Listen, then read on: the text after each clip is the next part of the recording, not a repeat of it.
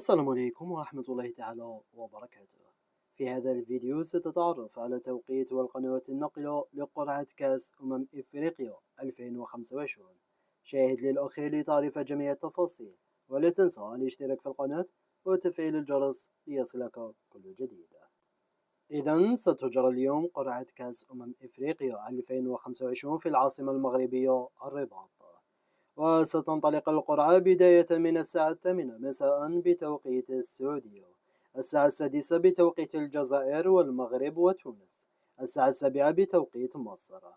ومن المقرر أن تستضيف المغرب البطولة بين 21 ديسمبر حتى 18 جانفي، وقسمت 24 منتخبا إلى 4 مستويات. المستوى الأول والذي جاء فيه الجزائر، المغرب، السنغال، مصر، نيجيريا وساحل العاج. المستوى الثاني الكاميرون، مالي، تونس، جنوب إفريقيا، الكونغو الديمقراطية وبوركينا فاسو. المستوى الثالث الغابون، أنغولا، زامبيا، أوغندا، غينيا الاستوائية والبنين. المستوى الرابع موزمبيق، جزر القمر، تنزانيا، السودان، زيمبابوي وبوتسوانا.